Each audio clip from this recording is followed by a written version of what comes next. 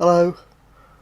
I thought I'd do another vlog today. I was going to put another walkabout video up, but I haven't processed it yet because some of the kit is playing up, so I've replaced that, but I'll process it in time, I hope, for next weekend. So, a little vlog just about the economy, or interest rate rises and all that. It's, you know, this inflation and stuff that's going on. And the Fed, the Bank of England, they're increasing interest rates. And they claim that's to help fight inflation. There are a lot of things wrong with that claim, but I'm not an economist, but I'll just tell you what I think, and you can tell me if I'm wrong in the comments. Theoretically, interest rates would need to go up to more than the inflation rate to really control it. And since official inflation rates in Britain are something like 11% at the moment, that would be really high interest rates. That would be very unpopular.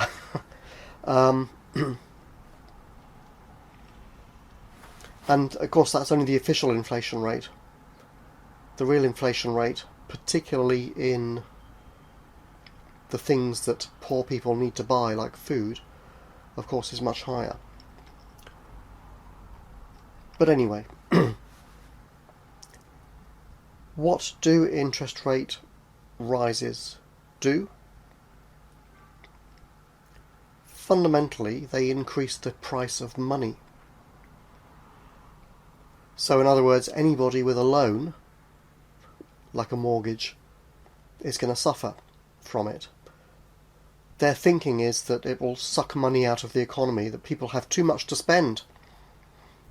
These are presumably are the people who are struggling to pay their rent and their heating bills and buy food at the moment. Something like 20% of the British population at the moment are considered to be struggling. And somehow making things even more difficult for them is going to help. That's the theory. Okay. It's going to help fight inflation.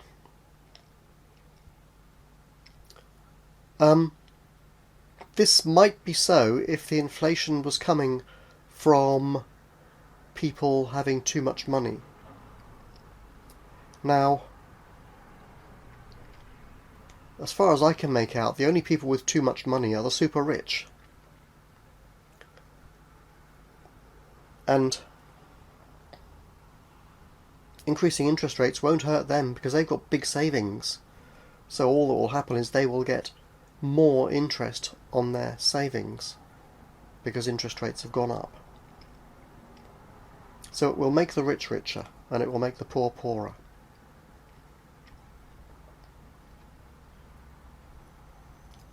The actual sources of inflation at this time are not outside of the vast bonuses of the CEOs and whatnot, who for some reason never have to take a pay cut.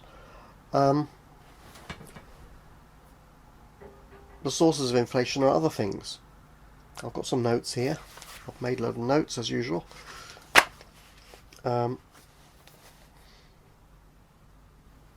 Well, the pay of these wealthy CEOs and so on, and the big bonuses and stuff, must be having some contribution to inflation.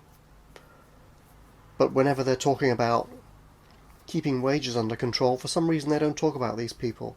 They talk about people on, typically unionised people on roughly average wages. But even people on average wages are having to tighten their belts at the moment. And we have maybe triple the energy prices coming through by the end of the year, compared with last year. So why suck the money out of the economy, out of people who really haven't got it? That's what's wrong with this. So, sources of inflation, at the moment. Yeah, the super rich who can spend what they want. Brexit mismanagement in Britain. Brexit might have been a good idea. That's all debatable. I was in favour of it at the time, but I did expect it to be sort of, handled intelligently. But instead, we have laissez-faire, and they're not doing anything, basically. So we have transport issues. We have supply chain issues because we can't get stuff from the EU. We can't export stuff to the EU properly.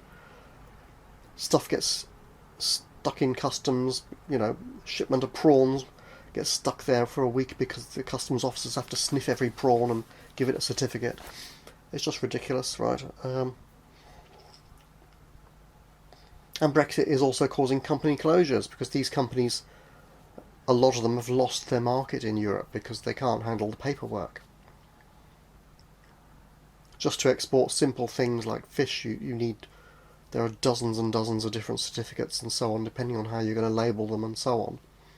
It's ridiculous, and should have been worked out in advance. Instead, it's not being worked out at all, it's just being left, really. So that's a big contributor to inflation in Britain, is supply chain issues, shortages of supplies, and company closures leading to unemployment. Is also not perhaps helping inflation, but it is a consequence.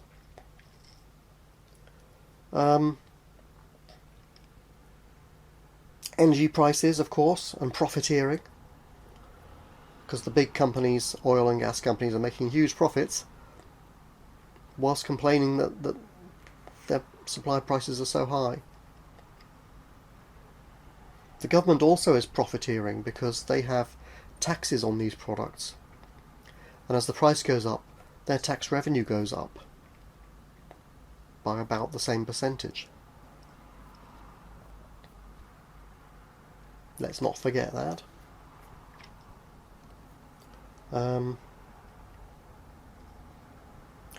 COVID. The British government anyway spent 600 billion or so on furlough schemes and other such stuff to pay people's wages while they had to stay at home. That's a huge amount of money, and this is why the Bank of England was warning that there would be an inflationary spike, but that it would be temporary and short term. They were warning about this last year at about this time, and a bit later. And yeah, we've had this spike, and it went up. Remember, it was going up around Christmas time. Probably about 5% of the inflation is due to that. Whenever there's government spending, in normal times, government spending is the main source of inflation. You get a spike of government spending, and then about 18 months later you get the inflation, and that's kind of what we had coming through, starting from about Christmas time last year. And that is now on its way out anyway.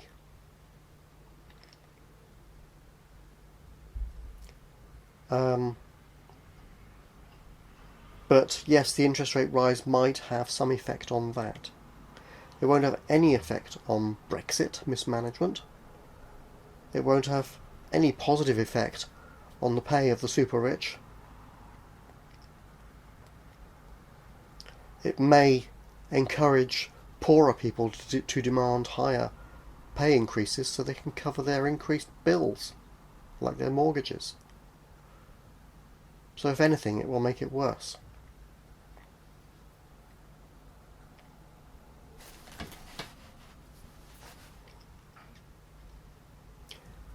Interest rate increase will have no effect on energy prices or on profiteering.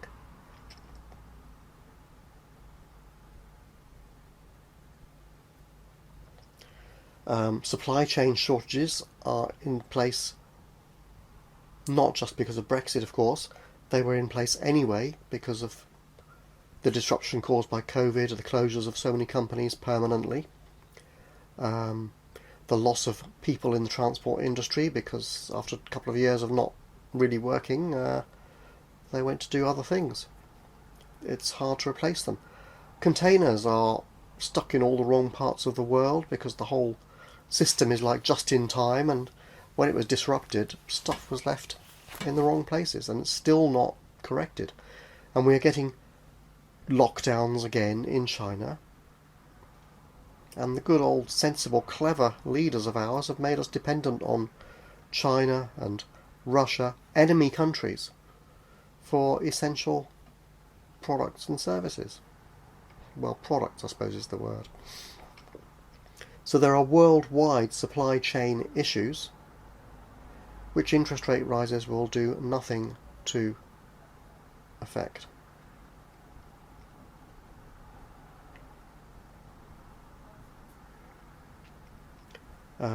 So the shortages of oil and gas, food,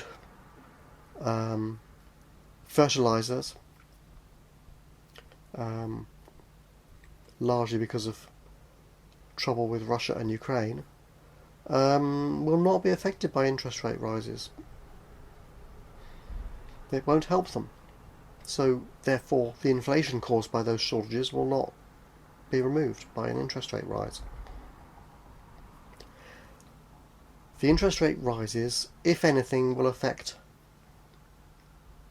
people's... It's based on removing people's spending power. But people don't have a surplus of spending power on the whole. The majority of the population don't. And the wealthier do.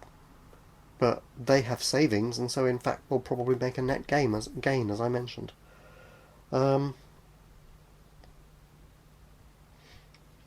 Incidentally, although COVID is declining, and the consequences of COVID are declining, the inflationary consequences, don't forget that monkeypox is on its way. And just as with COVID, governments are pretty much ignoring it and hoping it'll go away, because, you know, if your policy doesn't work once, maybe it'll work again.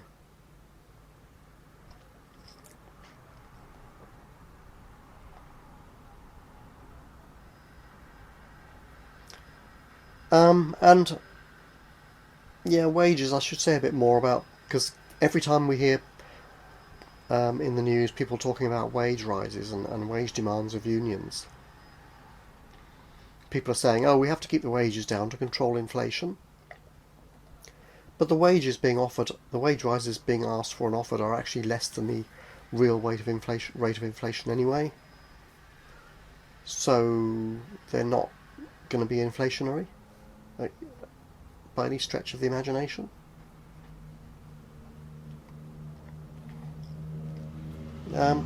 People are already too poor to be able to pay all their bills properly.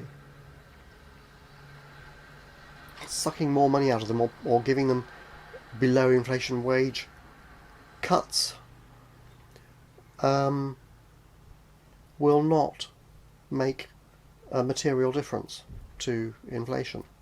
It's not coming from wages. It's coming from the supply side. People just don't have too much to spend on the whole, excluding the top 10% or so. So the interest rate rises will force company closures, because companies have loans, which they will now, many of them, zombie companies, which were crippled by COVID and by previous debts because of the crash in 2008, are being eliminated now, and the interest rate rises will certainly speed that up. So unemployment, we can expect a big increase in unemployment over the next year or so, I think. And that won't help wages to increase, will it? It may increase government spending because they'll have to pay some sort of support for these people. And That's where we get to, well, conspiracy theory almost.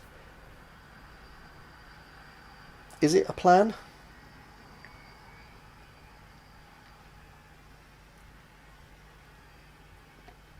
Or is it incompetence? Because, okay, raising the interest rates just won't work because A, they're not raising it up to the theoretically required level by a long way. B, it's trying to take money from people who don't have it and actually give some to people who do.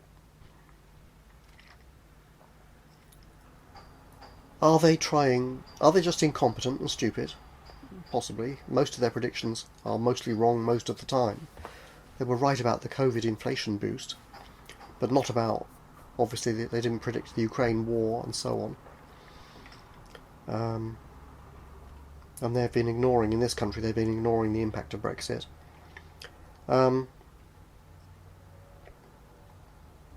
But making poor people even poorer is a recipe for riots. And maybe the powers that be want to cause civil unrest so that they can introduce measures like a universal basic income, or at least a step along the way. Maybe it's a plan. I wouldn't mind a universal basic income. I'm all for receiving free money, but whether it'll work in the long run, I don't know. Now, what do you think?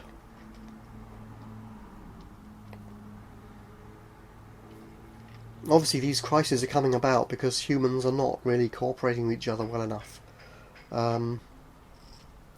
We don't distribute the wealth properly because we can't cooperate with more than a few hundred people. Current theory is that the Neanderthals went extinct because they couldn't really cooperate with more than about 20 people. So it appears. Whereas the Homo sapiens sapiens, our lot, could cooperate with far more people and were able to deal with the Neanderthals eventually.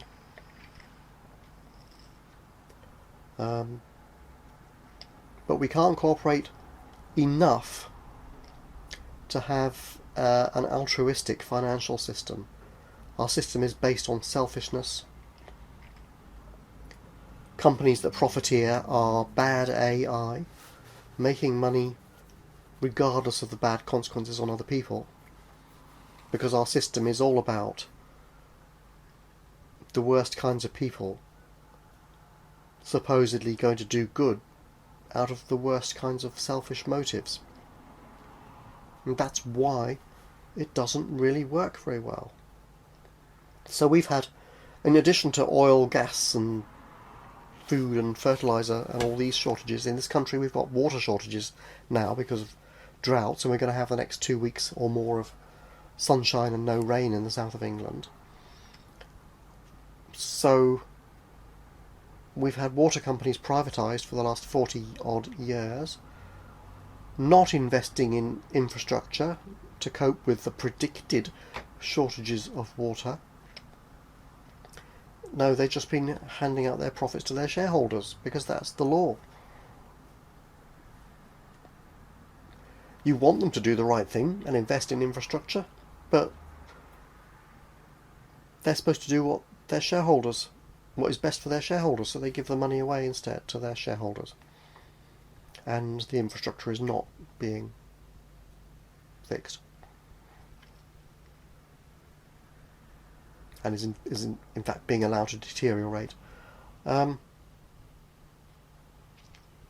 Private industry is good to some extent, but certain parts of it really do not need to be privately run because they don't work very well. You have issues with the prison and justice system in the USA,